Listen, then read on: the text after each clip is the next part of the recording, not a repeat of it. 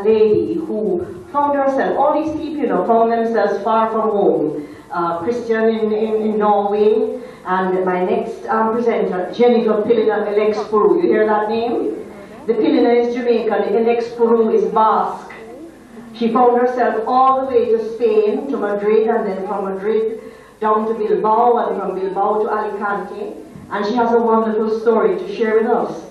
She's a tropical fish who found herself in very cold climes and just had to do something about it. She also had to find a way to reinvent herself and to bounce back from the changes that she was experiencing in a foreign land.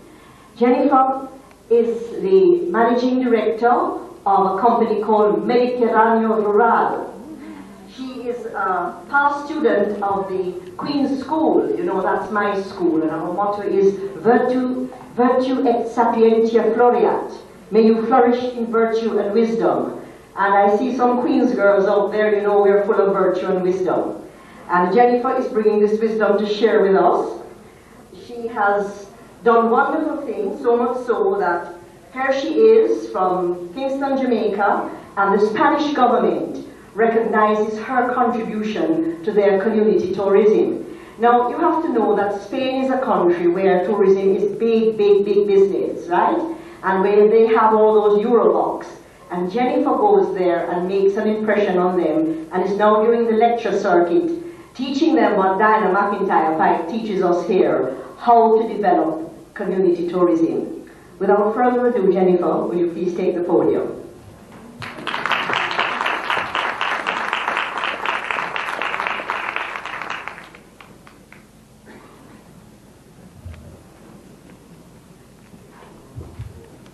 Good afternoon, ladies and gentlemen. Good afternoon. First of all, I'd like to say what a pleasure it is for me to be here, taking part in this Expo Symposia, basically following a dream. In 1970, I left Jamaica for Spain, studied, but with the idea of returning, basically with the hope of continuing in the hospitality industry, because I had an aunt who had a hotel in Ocherias, and my dream was to continue working there. It wasn't to be. There are lots of, many roads cross our lives, and while I was in Spain, I met my husband, married him, had 2 children, and remained to live there. A few years later, he asked, we were transferred to the north of Spain. What can I say? Grey, cold, rainy, completely the opposite from where I'd come from. But I didn't let go of that dream of one day being able to do what I wanted to do, return to somewhere or live somewhere which was similar to my country. Many years went by, and every summer I'd take my family on a pilgrimage along the Mediterranean coast, stopping to see which little town was similar to my homeland. And I finally found somewhere. Instead of buying the typical summer villa or summer apartment, what did I find? An old ruin.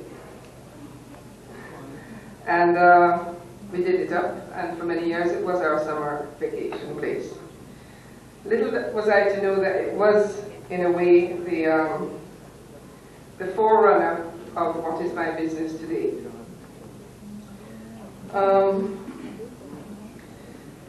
This house, funnily enough, when we bought it, I bought it from a lady, and she said, well, I have a brother, and he has an inn.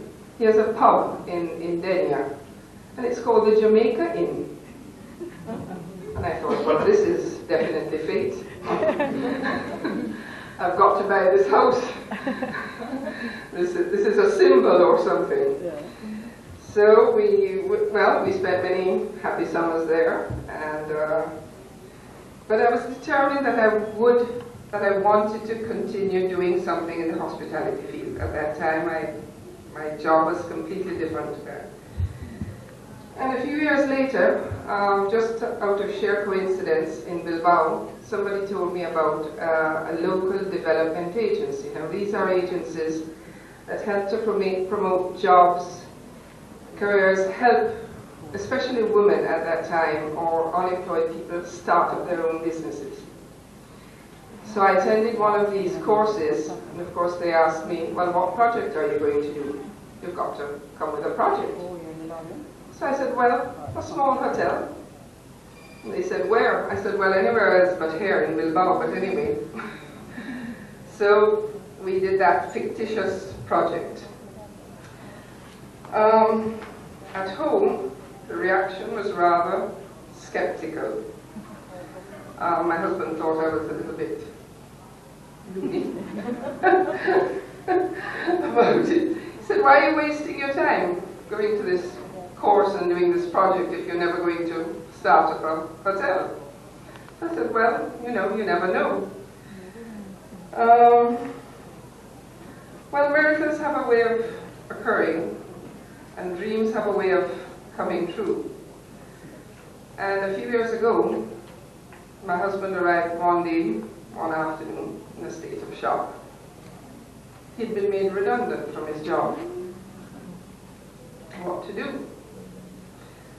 At his age, it wasn't easy to find another job. And he sort of didn't know how to react. And here I thought, well, this is my opportunity to put into practice a project, a long-term project, a dream that I had had for a long time. There was quite a lot of, let's say, skepticism at first, but then the family agreed, well, let's give it a try. We had our base, and in what I can only describe now as in hindsight, it's a very courageous move. We sold everything up. We left our home of over 25 years, and we took a step into the unknown. We moved down south, and we started looking around for buildings to do this. Initially, the idea was a small hotel. Well, for several reasons, it couldn't be because we couldn't find the right building and the right place, and so we had to adapt to what we found. And we found an old ruin. Yeah.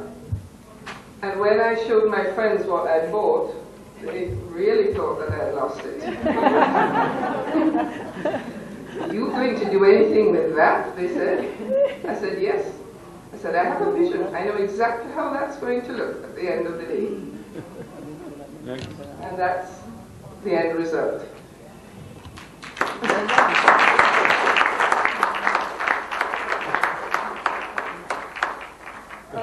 In Denia, again, I joined one of these local development agencies. I don't know if there's anything similar in Jamaica. These are small, governmentally run or based organizations that help you throughout the entire creation process of starting up a business. They'll guide you through all the bureaucratic steps that you have to take. If there are any grants or subsidies available, they'll inform you about it. So in that sense, I was very lucky to have that help. If you don't know, because normally they're not very widely advertised, ask for aid, ask for help, look around, inform yourselves, because help is out there and there are supporting organizations out there that can help you. It's not necessarily that you have to take out a big bank loan just to start up a business.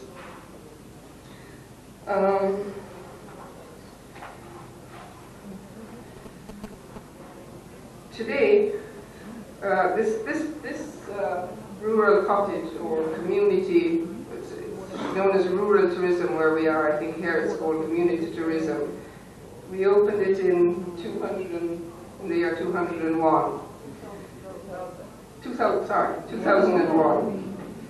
Today it is one of the few rural accommodations with the highest occupancy rate throughout the year.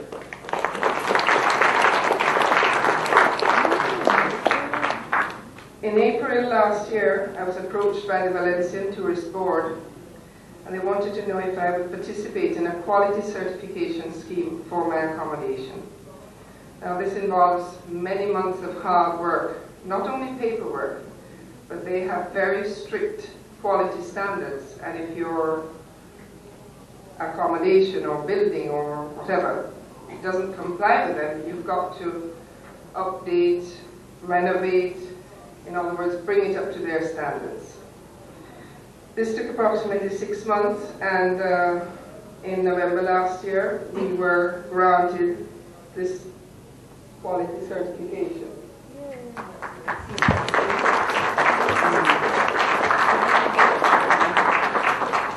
Now, for those of you who may be thinking of starting up a business, I'd just like to mention some factors that I think could contribute to maybe being successful. In our case, it certainly has. We made a strong initial investment in very good publicity, in the sense that for rural or community tourism, especially in Europe, the internet is the most widely used vehicle for finding your clients. So we invested in a very good website, and also I think it's very important that whatever you do it with quality. Give the best service you can and the best attention to your clients. In our case, we make them feel at home away from home. Use whatever natural resources or places of interest or whatever crafts you have around you. I'm talking about my field specifically, but I think this can be applied to any other field of business. One of the, I think, greatest praises we've had is when we have clients that have returned year after year, and they say to us, we feel as if we're coming home.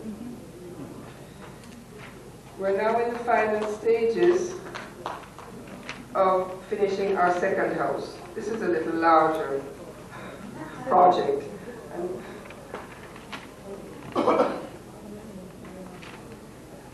It's this stone-walled house there. I'm sorry, we didn't have any photos of the before, but if you get an idea of what the first one was like, well, the second was kind of similar. It should be open next month, hopefully. And I hope to call this house Saimaka, Haimaka, which is the Arawak Indian name for Jamaica.